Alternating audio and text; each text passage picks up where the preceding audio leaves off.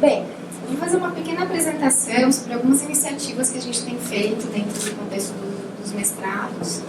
Mas antes eu vou dar uma recapitulada, alguns conceitos que nos fizeram chegar nessas iniciativas. Né? Então, só falando, o Evandro já falou muito, então, só para mostrar de onde eu vim, né? Então, eu sou formada em ciência da computação, então, mas todo o meu trabalho, desde o mestrado lá na URGS, ele relaciona a interação humano-computador e informática na educação. Né? Então, sempre relaciono esses dois contextos de trabalho. E onde eu moro é Joinville, que é em Santa Catarina, no norte de Santa Catarina, que tem suas particularidades, né? Então nós temos lá Bolshoi, é uma cidade típica alemã. É importante a gente mostrar os diferentes contextos brasileiros, né? Que eu moro muito bem. E eu não posso nunca deixar de agradecer as minhas parcerias, as minhas colaborações, né? Essas são as colaborações mais recentes e ao longo do meu caminho, porque a gente não faz as coisas sozinhos, né? Então, eu sempre gosto de colocar isso em qualquer apresentação que eu faça, agradecendo todas as parcerias com quem eu tenho feito e espero novas parcerias serem feitas também. Essa é a minha sorte. E eu tenho como meta inspirar outras pessoas, que outras pessoas também possam ser agentes de transformação, mostrar novos caminhos para os estudantes, né, da nossa instituição, que a gente tem tentado fazer parcerias, que eles enxerguem que há um mundo muito maior lá na frente. Por isso eu faço muitos esforços para que eles vão em conferências, em eventos, para conhecer outros mundos. E, em última instância, melhorar, né, o nosso futuro. Essa é a minha meta pessoal. Para isso, então, eu venho do contexto de interação humano-computador. E o que é interação humano-computador? Né? O Evandro, que trabalha bastante com isso também, é a gente tentar sempre pensar em auxiliar o usuário da melhor forma, né? E não que o usuário se adapte a tudo que a gente está fazendo.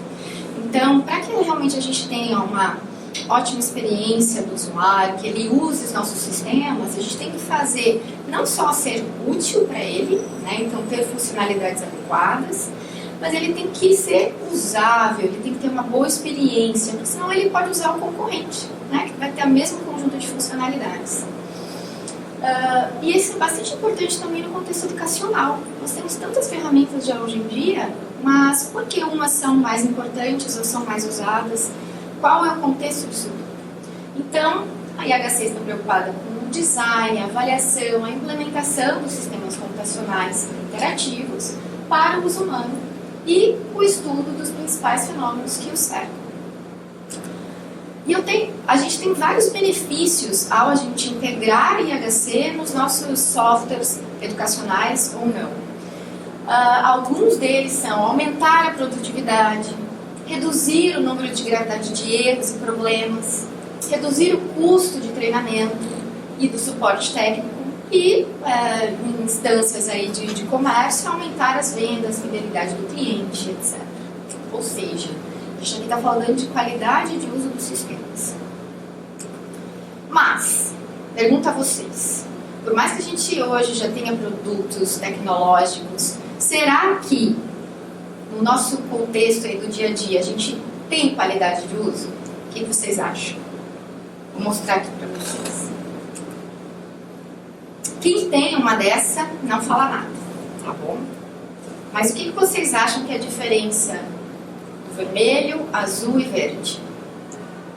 Verde é café de limão, o laranja é café de limão, o roxo é... Esse é um slide que eu uso na minha aula. E os alunos tendem a falar exatamente isso. Mais frio, mais quente, né? Alguém tem alguma outra ideia?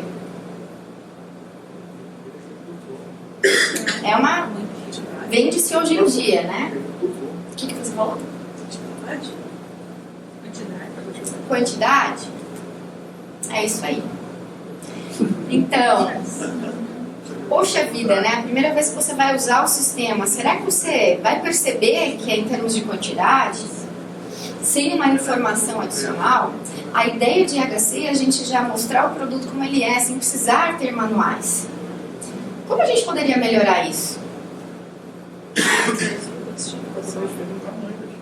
Pois então, né? Existem outras soluções. Então aqui a gente vê tamanhos de xícara diferente, aqui a gente vê a xícara com quantidade de café diferente. Então a gente pode sim melhorar o sistema. Essa aqui é uma cafeteira italiana, muito chique, muito cara. Uma vez eu fui almoçar num restaurante lá em São Paulo e professor é uma coisa, né? A gente vai para os lugares e tira fotos de tudo para mostrar em aula, né? E aí eu tirei essa foto porque, se vocês repararem, tem um negócio super cara e aí ele pega uma canetinha e escreve. Aperte aqui. Qual a ideia? O que acontecia antes dessa canetinha? As pessoas apertavam aqui e desligavam a máquina. E tem mais um detalhe ali que está um pouquinho escondido na minha foto, tem mais uma canetinha aqui, ó. Porque tem 2 lugares de sair o café. E aí eles tiveram que usar a canetinha novamente. Então a gente demonstra aí a não qualidade disso, né?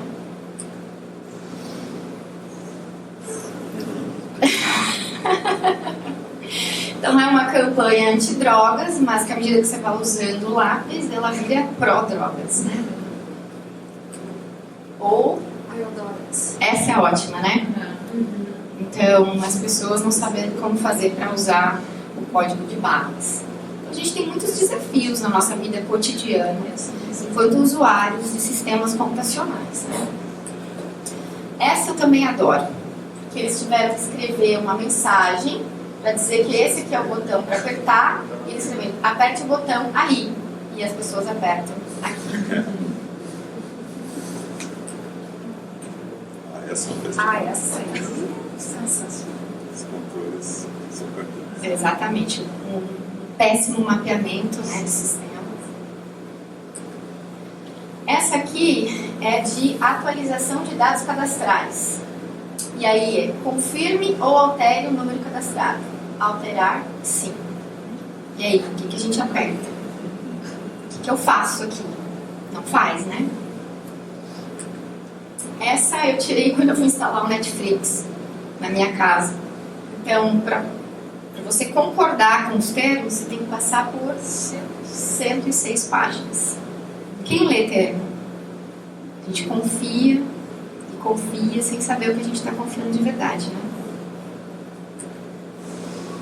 E mais recentemente a gente tem aí teve 2 problemas, né? A Miss Universo, em 2015, em que o apresentador anunciou que ficou em 2º lugar, né? Porque lá o processo eu tenho aqui que é a 3º lugar, na verdade, a 2º e a 1ª, mas eles fazem de um modo diferente. E aí você vai lendo, você vê isso aqui, você não vai prestar atenção que essa aqui é o que está. O processo mental nosso não vai chegar ali. Dá para fazer melhor, não dá, gente? Essas são algumas alternativas, por exemplo, para ajudar. Imagina o contexto daquela situação, né? Eu estou com luz na minha cara o tempo todo, apresentando, super nervoso, horas a fio com aquelas modelos passando para lá e para cá.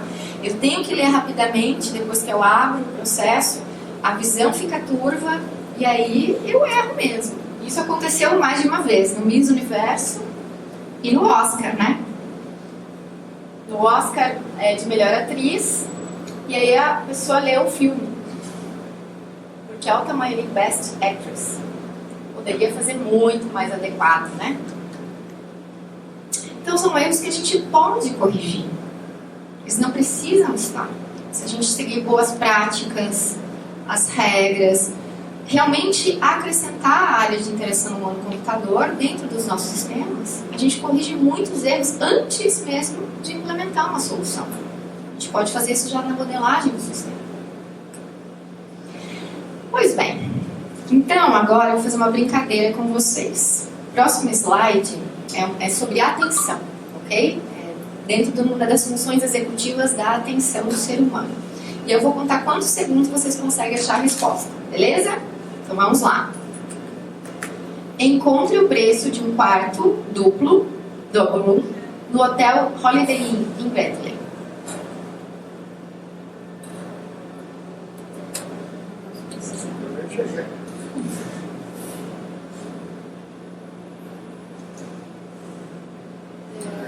$6. Vamos lá. Bradley, né? Qual lugar? Holiday Inn. Não.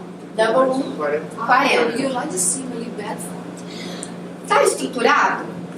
Tá estruturado. Tá fácil de observar? Não tá fácil. Agora eu vou aplicar de novo com vocês. Agora, o outro hotel, Quality Inn, em Columbia, também um quarto duplo.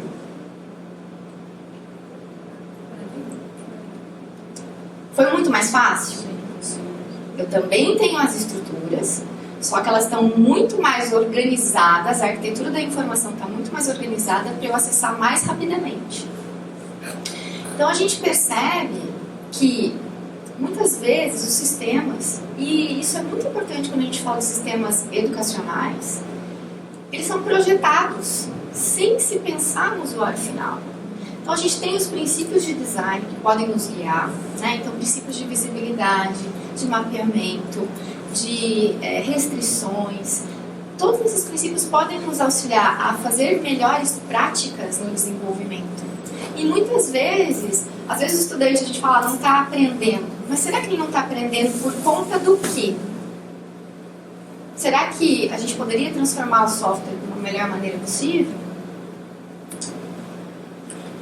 E aí eu tenho uma outra atividade com vocês. Então agora eu espero que vocês tenham internet e eu faço um convite a vocês responderem para mim quais técnicas, ferramentas, estratégias vocês acreditam atualmente serem inovadoras para o processo de ensino-aprendizagem.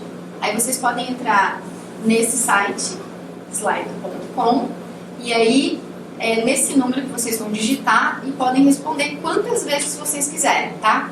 Podem inserir uma tecnologia, dar um enter, insere outra, dá um enter.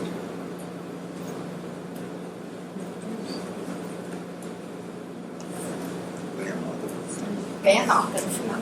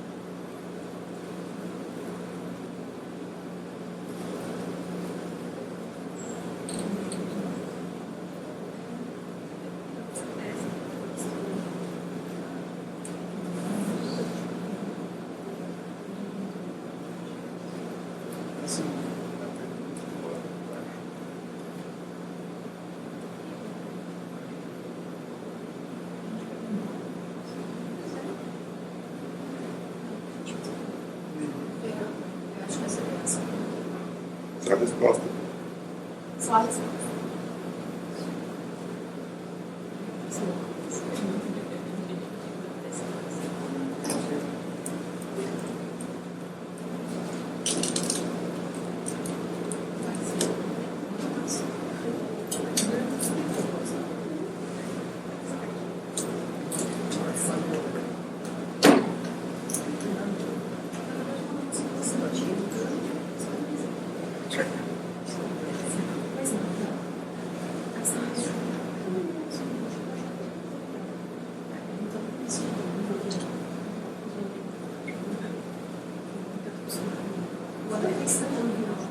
Vocês estão conseguindo?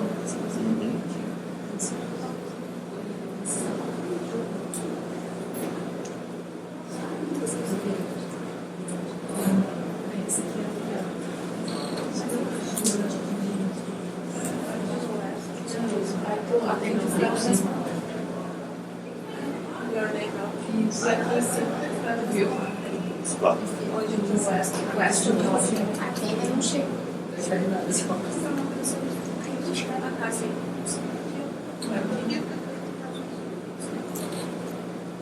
Se for sucinto.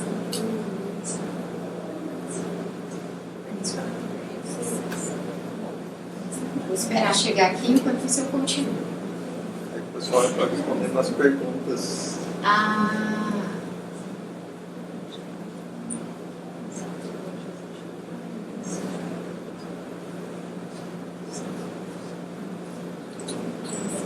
É verdade. O pessoal respondeu nas perguntas. Então, Ai.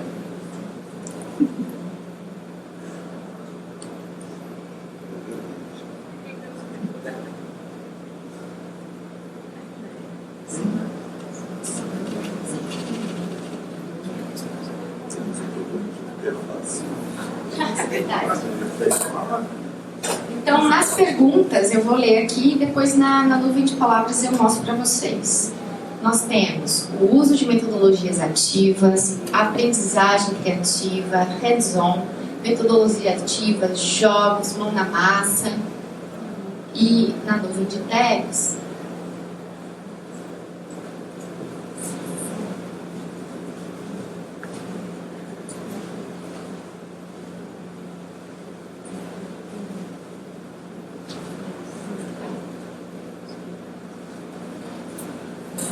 nós temos metodologias ativas, recomendação, personalização, gamificação, aprendizagem.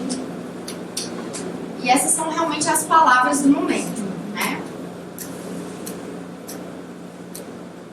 Bem.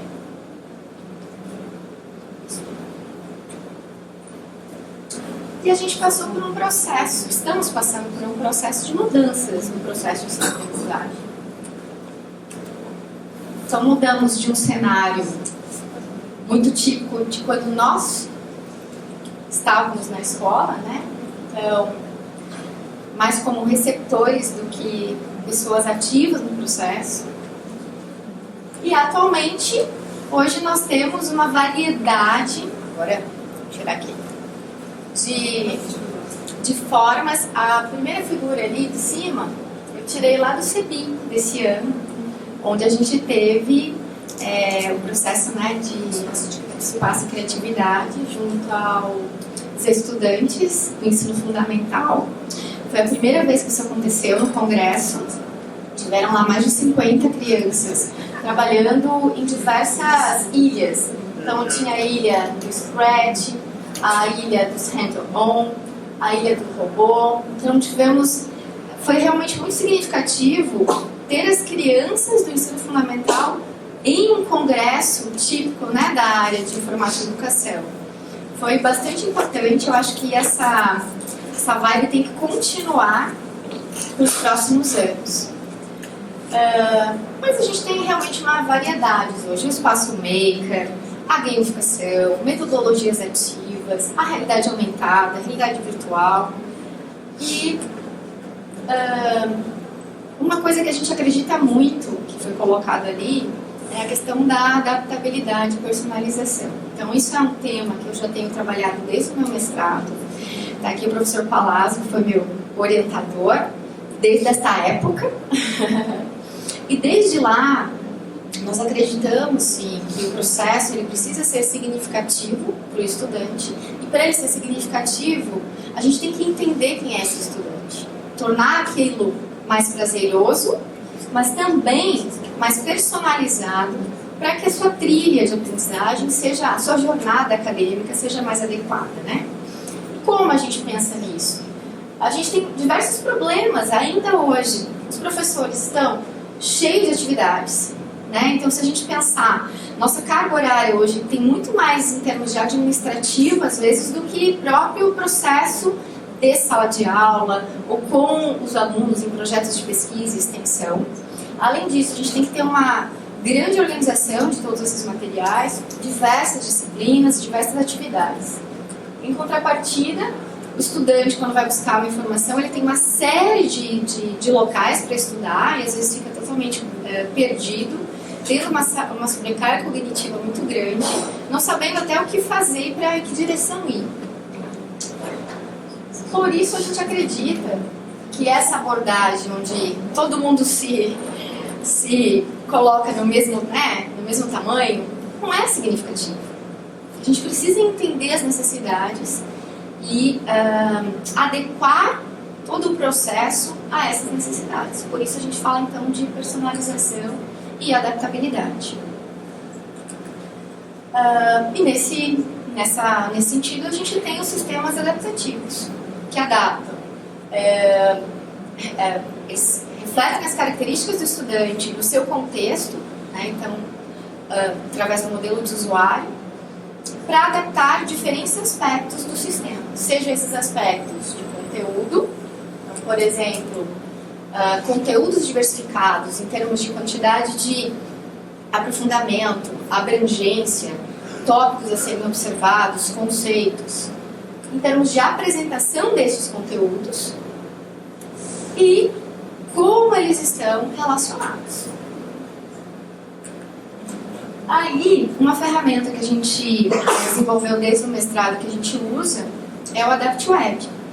É o ambiente virtual, é o ambiente de ensino-aprendizagem adaptativo na web.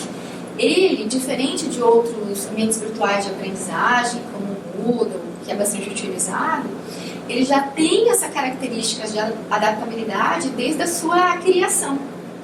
Então, ele nos auxilia, enquanto professores, nesse processo mais facilmente. E a gente tem feito diversas melhorias nesse sistema, já que ele é um produto da pesquisa, para ser mais significativo para o estudante, colocando então algumas das técnicas que vocês acabaram de dizer aqui. E aí, eu pergunto a vocês, como tornar o processo de ensino-aprendizagem mais dinâmico, com estudantes mais engajados? A gente sabe que hoje em dia é importante a gente ter o pensamento crítico, a imaginação, a colaboração, a curiosidade. Então aqui eu apresento para vocês algumas iniciativas que a gente fez dentro do contexto dos 2 programas de mestrado. Então, a primeira, a gente inseriu tanto uma visão para o professor, quanto a visão para o próprio estudante, um processo de Learning Analytics. Então, você está começando os seus estudos em uma disciplina. É importante que você observe, se compare, analise o que falta você fazer enquanto estudante, né? Então, que caminhos você pode seguir, o que você já viu, o que você não viu, que processos eu tenho para fazer. Então, essas análises de aprendizagem são importantes tanto para o professor tomar alguma decisão já de encaminhamento, quanto para o estudante observar, se observar e verificar como o seu processo de ensino-aprendizagem está sendo feito. Então, essa é a visão do professor. E essas são visões do estudante, onde ele consegue enxergar tanto o seu progresso ao longo de uma disciplina, quanto o seu desempenho frente a outros estudantes. O segundo caso que eu trago para vocês são análises que a gente faz das trajetórias de aprendizagem dos estudantes. Então, a gente tem, além dos cursos presenciais, né, que podem ser usados no ambiente AdaptWeb, a gente tem um mini curso que a gente roda todo o semestre para os estudantes, que é um mini curso de algoritmo online, para apoiar os estudantes, né? Especialmente os estudantes iniciais que estão tendo dificuldades com linguagens de programação, algoritmos, o próprio pensamento computacional. E aí a gente fez algumas análises ao longo desses anos para ver quais são as melhores trilhas, os melhores caminhos que os alunos estão percorrendo para ajudar eles nesse processo e diminuir a evasão dos estudantes. Então essa é uma segunda linha de pesquisa dentro desse mesmo ambiente. Só para explicar um pouquinho mais, esse aqui foi de um curso específico, a trajetória de 2016. E a gente observa cada nodo desse aqui, a cor representa um tipo de recurso. Então, o nodo azul é um conceito. O nodo amarelo são exemplos acessados. E o nodo rosa são materiais complementares adicionados pelo professor. E o laranja são os exercícios. A gente pode observar que, curiosamente, os conceitos estão sendo muito mais estudados do que o aluno ir lá fazer os exercícios. Isso é estranho quando a gente fala em algoritmos, né? E enquanto as arestas, quanto mais grossas, quer dizer que o caminho que mais pessoas estão percorrendo, né? E a cor delas tem diferença também. Então, as em azuis são caminhos sequenciais. Então, eu estou num conceito, eu vou para o seu imediatamente posterior, que é basicamente o que o professor está prevendo nesse processo. E em verde é quando eu pulo, tenho avanços, eu pulo para outros conceitos mais para frente. E em vermelho, quando eu volto, eu retorno a alguns conceitos que eu já vi no passado. E a gente consegue fazer visualmente alguns entendimentos de como a turma está se comportando dentro desse mini-curso. Outro caso, dentro do mesmo ambiente, é um sistema de recomendação. Porque veja, eu já posso permitir a personalização dos conceitos, exercícios. Porém, é importante que o aluno ele também tenha outros materiais para estudar, além dos colocados ali pelo professor. Então, o professor pode colocar uma série de objetos, outros recursos educacionais de fora, por exemplo, e aí o sistema de recomendação ele vai verificar quais os melhores recursos para aquele aluno neste dado contexto. Então, eu já estudei isso, ele fez uns exercícios, errou. Então, o que é importante eu recomendar agora naquele momento para ele, nesse contexto que eu estou? Bem, mais recentemente, a gente tem trabalhado muito com gamificação. Então, dentro do contexto do próprio mestrado de computação aplicada, nós tivemos um estudo bem aprofundado de como a gamificação ela pode ser inserida em contextos, em ambientes educacionais. Antes da gente criar esse framework para fazer realmente o desenvolvimento da gamificação em ambientes educacionais, a gente teve alguns trabalhos iniciais inserindo elementos de gamificação. Esses que eram mais dispostos na literatura, né? E o que a gente percebeu? Que não basta eu inserir gamificação. Eu tenho que realmente projetá-la com muito cuidado. Nós fizemos experimentos controlados e a gente percebeu que simplesmente colocar a gamificação sem esse processo bem pensado pode até prejudicar e não auxiliar. Então, é importante, e a gente valoriza isso, que esse processo, esse desenho da gamificação seja muito bem projetado. Existem, para vocês terem uma ideia, mais de 80, 90 elementos de gamificação que podem ser usados dentro do contexto educacional. A gente sempre fala de pontos, ranking e tal, mas não são estes elementos que são sempre apropriados.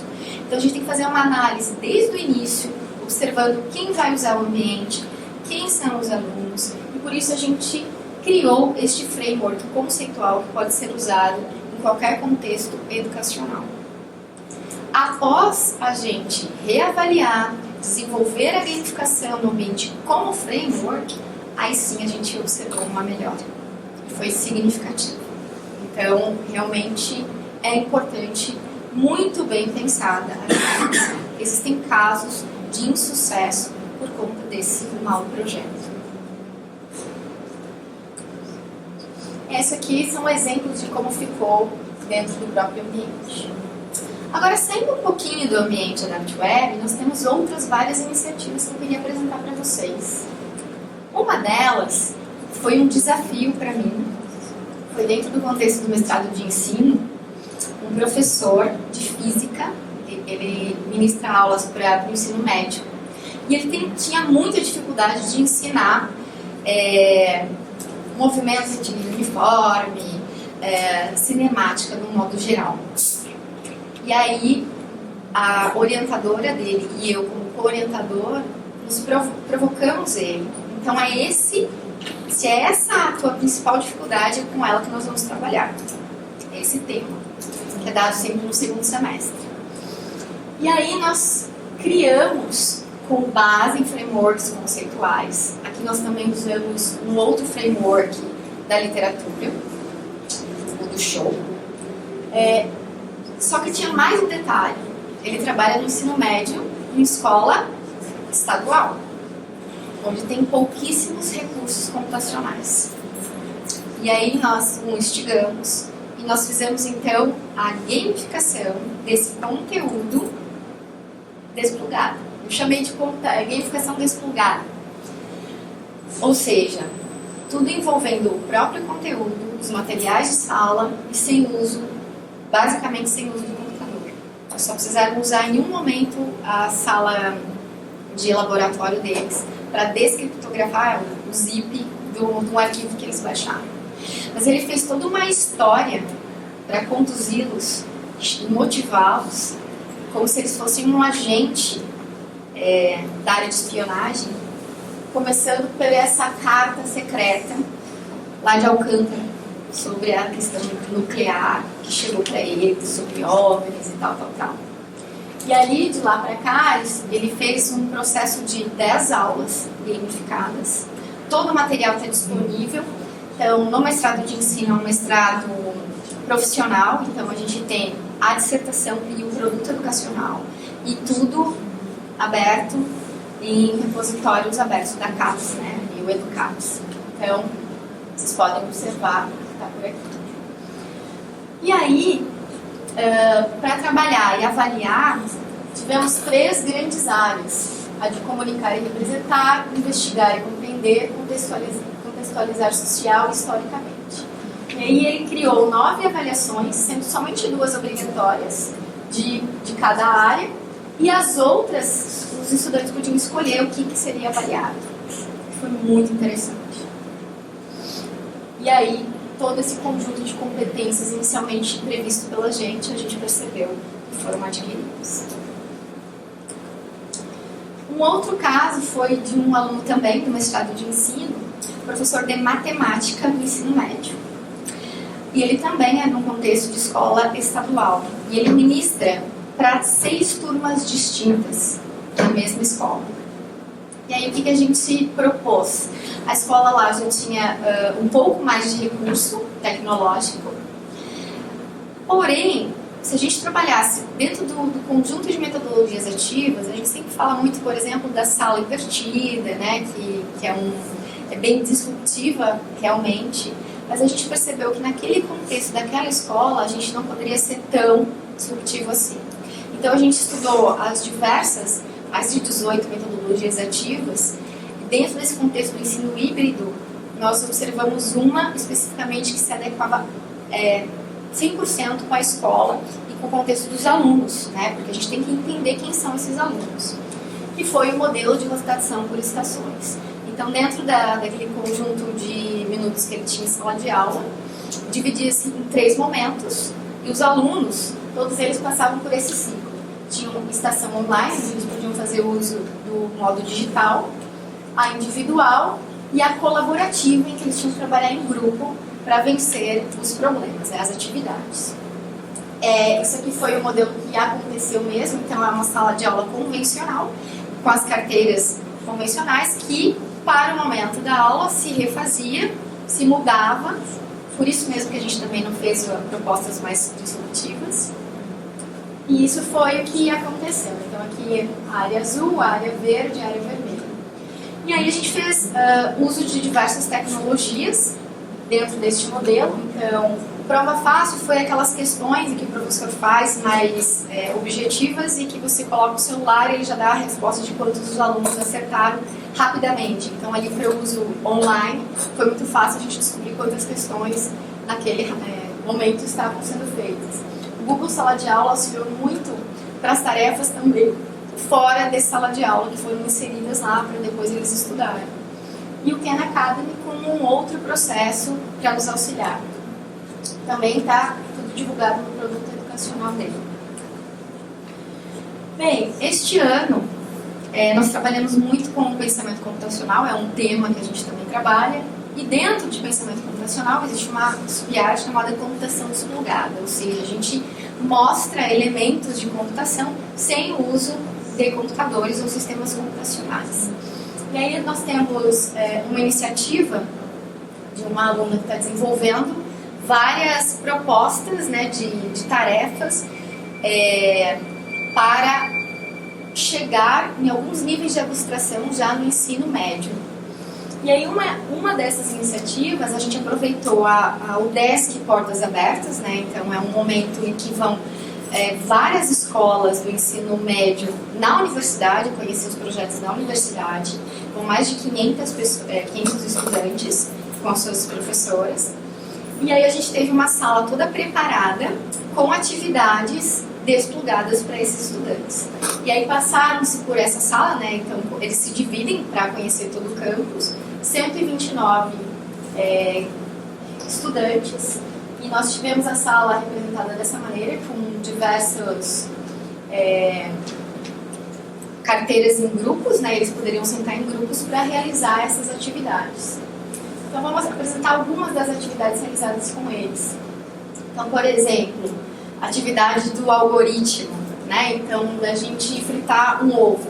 Então, eles tinham que colocar quais os passos para fritar um ovo. Vejam que tem passos que a gente pode optar, né? Então, eu posso ligar o acendedor e depois colocar o ovo quebrado lá. Ou eu posso colocar o ovo e desligar o acendedor. Tudo bem que um jeito fica mais gostoso que o outro, mas aí é uma questão de preferência. E eles tinham que discutir para fazer isso em grupo. Outra iniciativa, essa é de uma cartilha que tem de computação desplugada, uma cartilha americana, da Bell. Nós adaptamos para fazer o uso dentro do UPA, né? Então eles tinham que colorir os números com base nas regras que a gente pré-definiu. Então aí tinha que descobrir o que aparecia no final. Outra atividade foi a codificação de mensagem, né? E aí eles tinham um codificador e uma mensagem que a gente deixava criptografada para eles.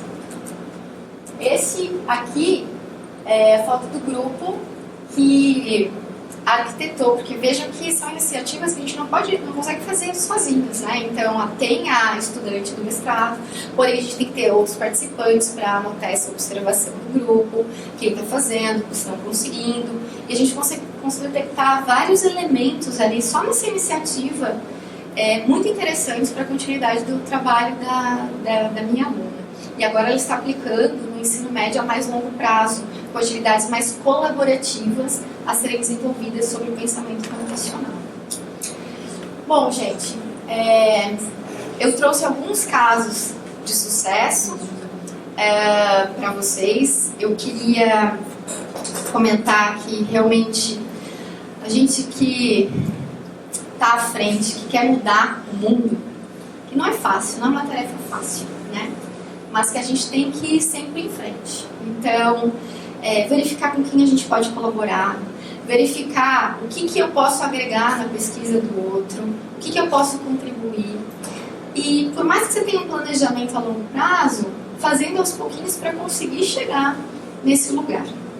Então, a minha última frase que eu deixei para vocês dessa apresentação é que o ontem é história, o amanhã é um mistério, mas o hoje é uma dádiva. Por isso, a gente chama de presente. Então, muito obrigada por vocês estarem aqui nesse dia, já com o final de ano, todos vocês aqui nos presenteando com a presença de vocês. É isso.